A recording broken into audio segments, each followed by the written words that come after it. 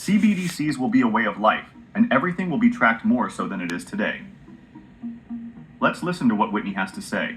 If you want to know more about this, you can look at the Glasgow Financial Alliance for Net Zero that was created by Mark Carney and Mike Bloomberg, which somehow the UN decided were the best people for the job of saving the planet. They're in charge of climate finance for the United Nations. The stop and frisk New York mayor, billionaire from Salomon Brothers, Mike Bloomberg, and the former head of the Bank of England and Bank of Canada and former Goldman Sachs guy, Mark Carney. That's who's saving the planet for the UN. They're the ones reimagining this, the whole multilateral development banking system. And part of this involves this carbon market play where the World Bank, along with Google and some other actors, are developing climate wallets. They're designing it. It's designed to run on, I believe, the Chia network, which is the guy that invented BitTorrent, his new project. And they claim to be sort of like a net zero blockchain, I guess.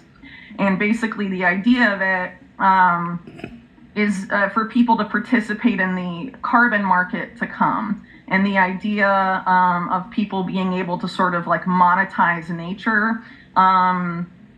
And there's a whole lot of stuff going on with carbon credits and carbon markets right now, and it's a very murky legal area, and I'm very concerned about it because there's this whole mentioned but relatively unexplored issue of so-called carbon rights, where the person that buys the carbon credit can get rights to the carbon in the forest the credit represents. Does that make sense? Yes. So like, I buy a carbon credit in this forest, this Colombian rainforest, and now I am potentially the owner of the carbon in those trees, so I can decide what happens to that carbon.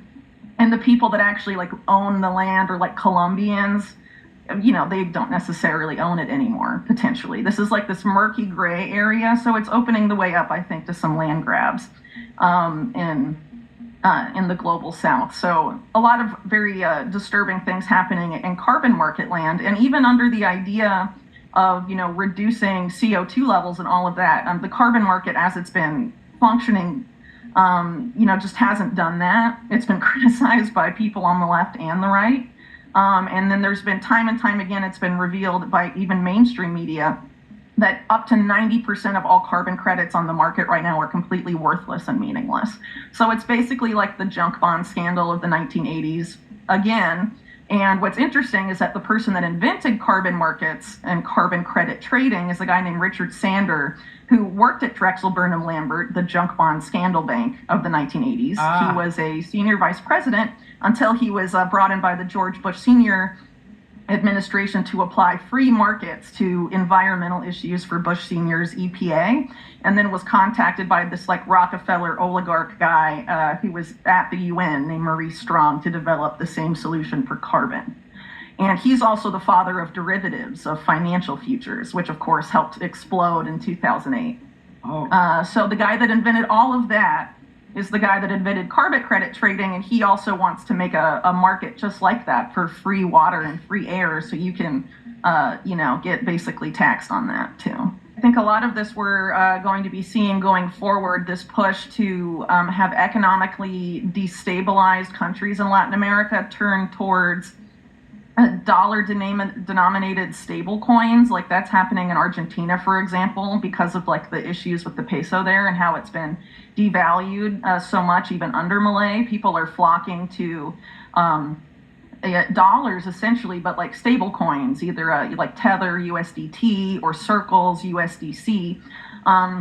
And this whole crypto ecosystem in Argentina is pretty much, you know, largely managed by this one particular network that's intimately tied to the satellite company I was talking about. They're all tied up with this group called Endeavor, which Endeavor has an Argentina branch. They have branches really all over the world. They're based in the United States. Their board is chaired by Edgar Bronfman Jr. of the Bronfman family, which, if you're familiar with my books, is intimately tied to organized crime and basically the people behind Justin Trudeau. And another person on their board is Reid Hoffman, who's the co-founder of LinkedIn, who was a member, part of the so-called PayPal mafia. and probably the closest person in Silicon Valley to Jeffrey Epstein. Well, Reid Hoffman is a big funder of Democrat causes and the Democrats, but other members of the quote unquote PayPal mafia are very much supportive of Trump. For example, Peter Thiel was a big force on Trump's transition team, people that worked very closely for Thiel and Thiel's Palantir, basically directed all the early policy decisions and appointments of Trump's Department of Defense. And there's been a lot of connections, I think, still between PayPal mafia and Trump. And you have someone like Elon Musk also sort of posturing publicly anyway as a libertarian and sort of in that right populist camp. So I think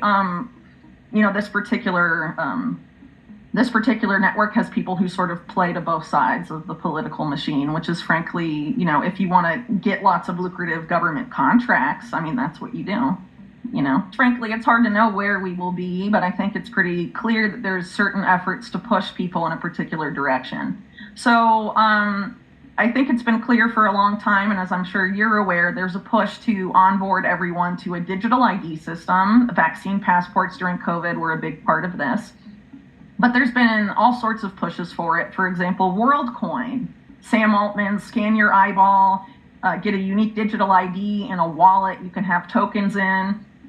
People in the global south that they're basically being bribed to give up their biometric data for the guy that runs OpenAI with Microsoft and stuff. There's these digital ID initiatives are consistently tested on vulnerable stateless people, but the goal is to have it rolled out globally and to have it be interfaced with a digital wallet where the money is programmable and surveillable. So a lot of people have been talking about CBDCs, central bank issued digital currency. But there's also going to be digital currencies just as surveillable and programmable that are issued by the private sector in the Wall Street banks. And that isn't being talked about enough. Right. So one of the stable coins I mentioned earlier that people in Argentina are being rapidly onboarded to because their currency is being destroyed, Tether recently onboarded the FBI and Secret Service to its platform. Jesus. So everyone that uses Tether gets to use their money under the watchful eye of American intelligence, essentially. And those same actors, the FBI and the Secret Service, are part of this public-private partnership housed within the World Economic Forum